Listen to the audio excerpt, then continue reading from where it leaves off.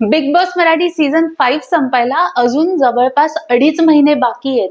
पण त्या आधीच आपल्याला एक विनर तर नक्की कळलेलाच आहे आणि विनर आहे योगिता चव्हाण. टाळ्या टाळ्या टाळ्या. आ? असे बुचकुळ्यात पडू नका.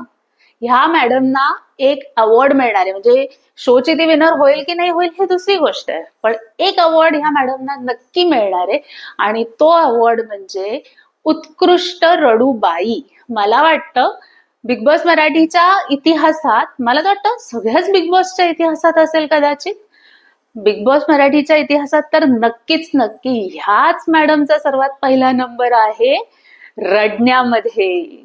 तर टाळ्या टाळ्या, सगळ्यांनी टाळ्या वाजून त्यांचं कौतुक करा. तर पुढे जायच्या आधी मी हे अगदी मोकळेपणाने सांगते की हा व्हिडिओ योगिताच्या बिग बॉस मराठीच्या कारकिर्दीबद्दलच असणार आहे. ह्याच्यामध्ये जी मतं मांडली गेलेली आहेत, जे बोललं गेलेलं आहे, ते फक्त ती बिग बॉस मध्ये कशी खेळते ह्या बेसिसवरच. म्हणून हा व्हिडिओ पर्सनली घेऊ नये, एक हेल्दी रोस्ट म्हणून घ्यावा आणि थोडीशी कान उघडणी म्हणून पण घ्यावा. तर आपण पुढे जाऊया. तर आपण म्हणत होतो की ह्या शो मधला एक अवॉर्ड योगिता चव्हाणला नक्की मिळणार आहे आणि तो अवॉर्ड म्हणजे रडूबाई. तर मॅडमचं रडणं ना अगदी पहिल्या दिवसापासून चालू आहे. म्हणजे डे वन ला रात्री ह्या मॅडम रडायला लागल्या. डे 1 ला काही तासात. असं कोण करतं यार, कोण करतं?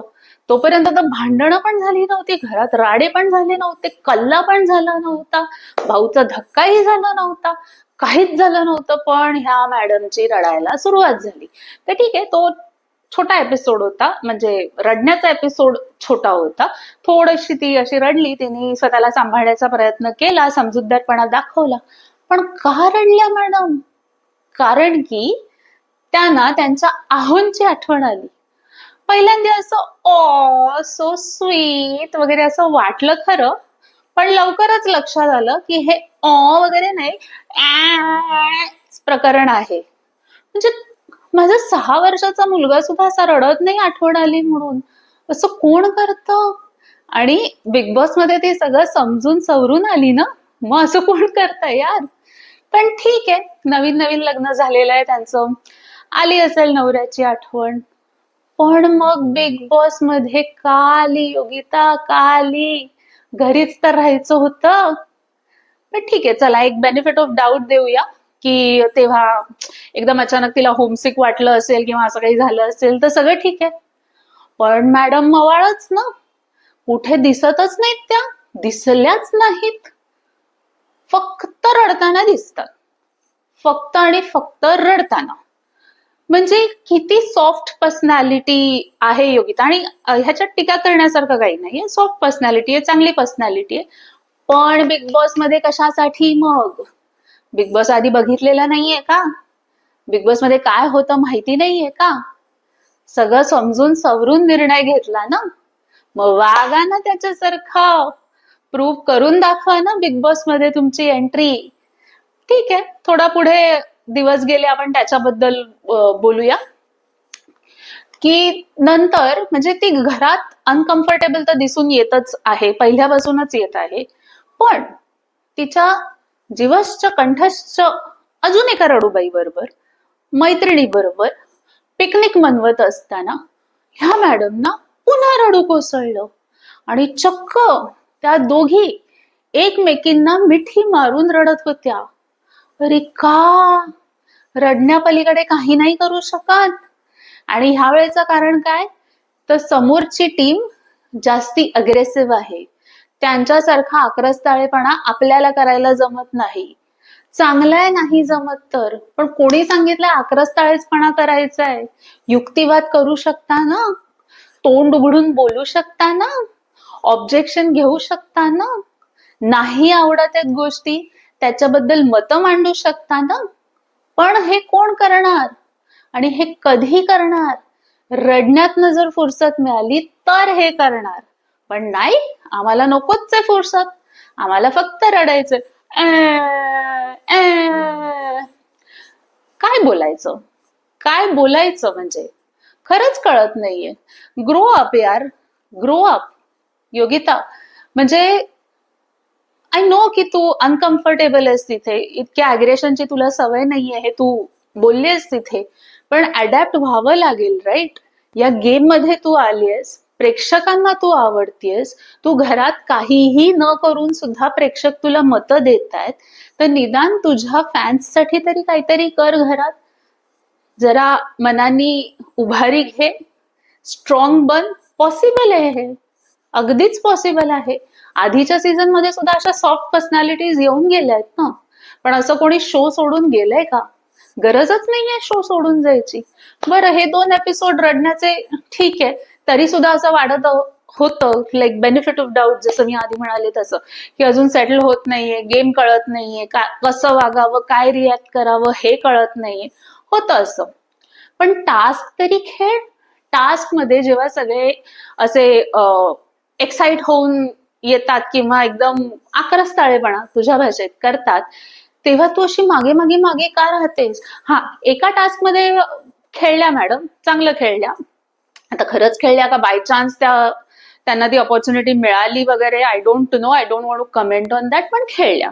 आणि योगिताच्या ह्या डिसिजनमुळे अंकिता कॅप्टन होऊ शकली. व्हेरी गुड, चांगली गोष्ट. पण त्याच्या पुढे काय?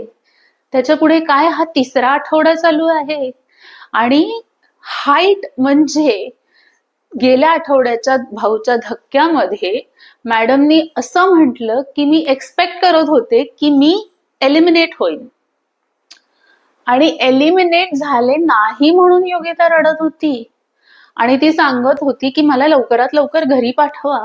अरे कोण खेळतं असं बिग बॉस? म्हणजे इथे लोक एलिमिनेट होतात तेव्हा रडतात, पण आपल्या मॅडम एलिमिनेट झालीच नाही म्हणून रडत होत्या. देवा, नाही नाही सॉरी, असं नाही करायचं. कसं बाई? तर का म्हणजे का? आणि म्हणजे नाही गेम आवडत आहे, नाही खेळायचंय, नाही खेळता येते, लोक नाही पटत आहेत, माणसं नाही जमत आहेत, तर हे सगळं माहिती असायला पाहिजे होतं ना. तिथे रितेश भाऊंनी तिला समजावलं, काय उपयोग झाला?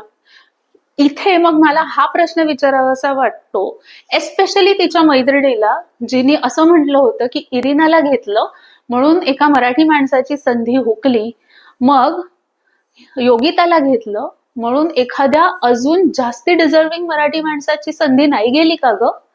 समजाव ना अंकिता, तुझ्या मुलीला नाही, मैत्रिणीला समजाव, तुझ्या मैत्रिणीला. अंकिता आता जरा तरी झेपवतीये, काहीतरी करतीये, काहीतरी बोलतीये, विरोध दर्शवतीये, कॅप्टन बनलीये, सो गुड, तिचा प्रोग्रेस आहे. पण योगिताचं काय? दुसऱ्यांवर अन्याय होतोय का योगिता घरात टिकून राहिलीये म्हणून? आता जास्ती लांब जायला नको, जास्ती बाहेर जायला नको, गेल्या आठवड्याचंच उदाहरण घेऊया. गेल्या आठवड्यात पुरुषोत्तम दादा पाटील एलिमिनेट झाले, बरोबर? ऍक्च्युली म्हणजे अशी हो नाही सिच्युएशन योगिता आणि पुरुषोत्तम दादा यांच्यातच होती, पण त्या दोघांच्या मध्ये सुद्धा सर्वात कमी वोट्स पुरुषोत्तम दादांना मिळाले आणि म्हणून ते एलिमिनेट झाले. का?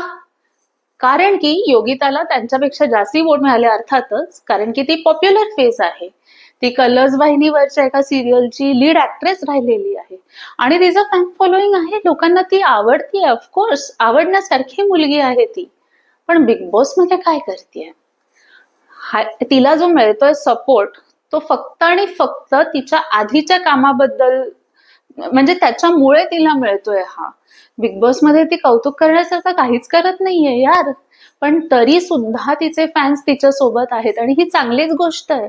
पण मग एक जबाबदारी नाहीये का फॅन्स टुवर्ड्स फॅन्स? काहीतरी कर योगिता, काहीतरी कर. सगळ्यांना ही संधी मिळत नाही. इथे तू घरात राहिलीस म्हणून तू रडतीयस आणि तिथे पुरुषोत्तम दादा बाहेर गेले घराच्या म्हणून त्यांना असं हळहळत आहे की त्यांना एक आठवडा अजून बिग बॉस मध्ये मिळायला हवा होता. तर जर तू हा गेम अर्धवट सोडून जाशील तर हा अन्याय आहे लोकांवरती. म्हणजे कदाचित जे टिकू शकले असते ह्या शो मध्ये ते नाही टिकले ना, त्यांना एलिमिनेट व्हावं लागलं गेल्या आठवड्यात. आणि आता हा तू शो अर्धवट सोडून जाण्याचा विचार करतेस. हे झालं, भाऊचा धक्का झाला, मग शिवाय बिग बॉस स्वतः तिच्याशी बोलले तरी सुद्धा नाही. तिला घरीच जायचंय, घरी जाण्याचा हट्ट चालूच आहे. मग ठीक आहे, खूप त्रास होत असेल तर योगिता तू माघार घे, त्याच्यात चुकीचं काहीच नाहीये. Mental peace is very important, very important. पण जर का तुला माघार घ्यायची असेल तर एकदा, फक्त एकदा खरा खरा प्रयत्न कर. हार न मानता प्रयत्न कर. तुझे फॅन्स तुला सपोर्ट करायला तत्पर आहेत, पण पहिलं पाऊल तू टाक आणि बघ तुझी रिक्षा कशी सुसाट वेगाने पळते की नाही ते. तू हे करू शकतेस योगिता, अगदी नक्की करू शकतेस. हार मानू नकोस अशी. तर हा व्हिडिओ थोडासा रोस्ट, जसं मी आधी म्हटलं तसं थोडासा रोस्ट, थोडीशी कान उघडणी असा होता. तुम्हाला जर का हा व्हिडिओ आवडला असेल आणि तुम्हाला मनापासून वाटत असेल की योगिताने गेम अर्धवट सोडून जाऊ नये, तर खाली कॉमेंट्समध्ये लिहा #बकअप योगिता आणि आपण आपला सपोर्ट योगिताला पाठवूया. टाटा.